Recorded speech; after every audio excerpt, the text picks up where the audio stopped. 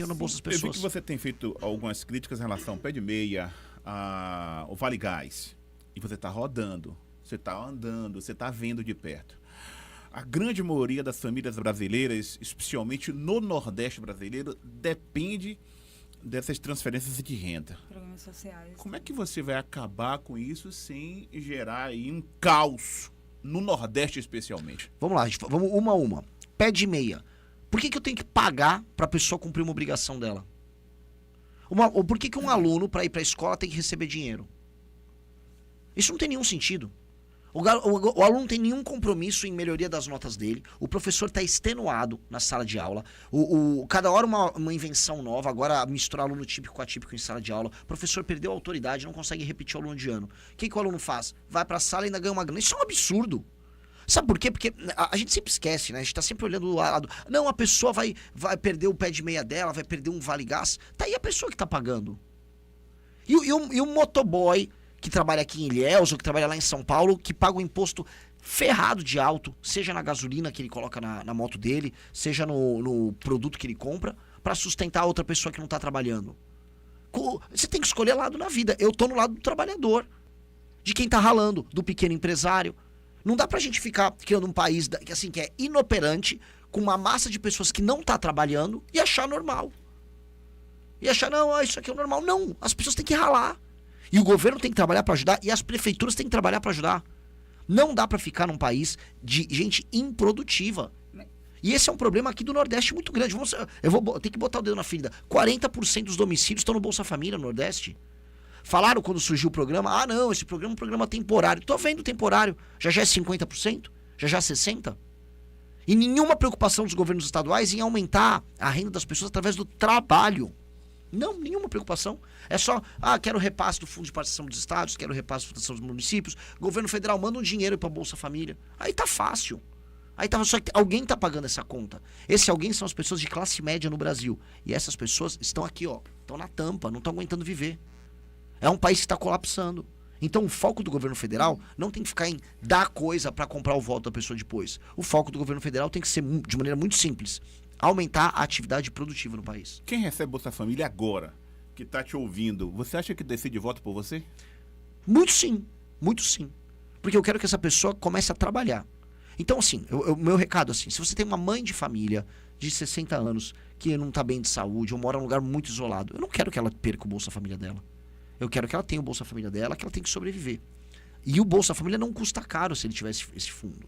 Agora, jovem de 30 anos, homem ou mulher, saudável, que fica coçando o saco, vai lá, pega o dinheiro dele lá no CRAS, o dela lá no CRAS, faz um bico aqui, um bico ali, conta com o Bolsa Família como um complemento de renda. Tá errado. Tá errado. Tem que trabalhar. E o prefeito da cidade dele e o governador que não diminui o número de pessoas no Bolsa Família estão errados. Qual é a função do Estado?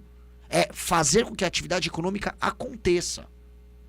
E nós temos que ajudar. Vou dar um exemplo. Aqui no sul da Bahia, o governo federal e o governo estadual trabalham incessantemente para acabar com o trabalho do agricultor.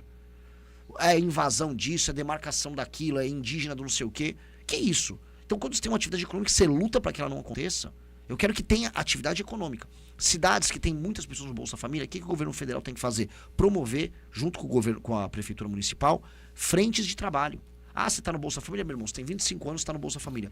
Tá tranquilo. Vai fazer o seguinte, em vez de Bolsa Família, você vai vir aqui trabalhar 4 vezes por semana que seja. Vamos recapear todas as vias de acesso à cidade.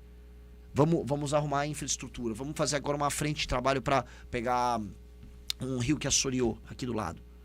Não quer? Então vai perder o Bolsa Família. Esse tem que ser o papo. A gente tem que começar a colocar as pessoas em ritmo de trabalho. As pessoas não podem ficar paradas. Porque para uma pessoa ficar parada, tem alguém trabalhando em dobro e ficando mais pobre. Você não quer que tem gente que fique parada, mas você defende, e aí eu vou mudar para a questão da segurança pública aqui rapidinho, a prisão perpétua. O cara ficar preso o tempo todo lá, por que não escraviza esse cara, coloca esse cara para trabalhar para o Estado?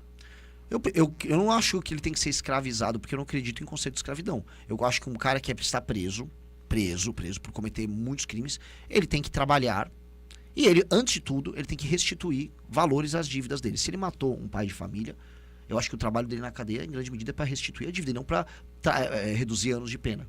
Ele tem que trabalhar porque sim. E isso ajuda, inclusive, a qualificá-lo profissionalmente para quando um dia ele retorne às ruas. Eu defendo isso. Mas ele não vai retornar. É o cara que mata a mulher, o cara que... Não, é que hoje não tem prisão. Não, mas se tivesse, não retornaria. É isso. Não, se tivesse prisão for por perpétua, essa não. linha- se fosse É que por não essa há, linha, não há, falando. infelizmente, prisão perpétua nem pena de morte. Porque eu acho que uma pessoa que comete, por exemplo, um latrocínio Mas torpe, diga. Não, desculpe, esse assunto é bastante polêmico e eu vou entrar num assunto que tem a ver com isso, tem a ver com o que o senhor falou mais cedo a respeito da pobreza. A gente vive num país de uma desigualdade social, desigualdade financeira muito grande. E aí, eu queria saber a sua opinião em relação a isso, porque o senhor fala do trabalho, que as pessoas têm que trabalhar mais, e a gente vive num país que muitos ganham muito mais e outros ganham muito pouco. E aí a gente vem, eu quero que o senhor avalie o valor, por exemplo, do salário mínimo, o que o senhor acha do valor do salário mínimo. Eu quero que o senhor fale também sobre essa questão, o senhor defende a prisão perpétua e a pena de morte. Só que a gente sabe que a gente vive numa justiça, num sistema prisional que é falho muitas vezes, e que quem acaba indo, muitos são os pobres e pretos que acabam sendo presos injustamente.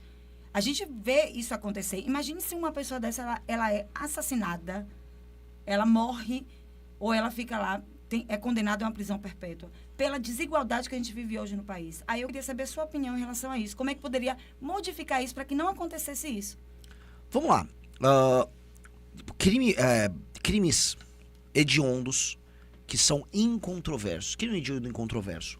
Uma pessoa mata 2 crianças no meio da rua e você tem imagens, a autoria dela é incontroversa. Isso vai para um júri e essa pessoa é passível de uma pena de morte. Um crime incontroverso. Crimes incontroversos. Não há discussão sobre a autoria. Certo. A discussão ele vai morrer ou não? Porque quando não há mais discussão sobre a autoria, ou seja, aquele crime hediondo aconteceu, aí nós já partimos apenas para dosimetria. Qual o tamanho da pena desse cara?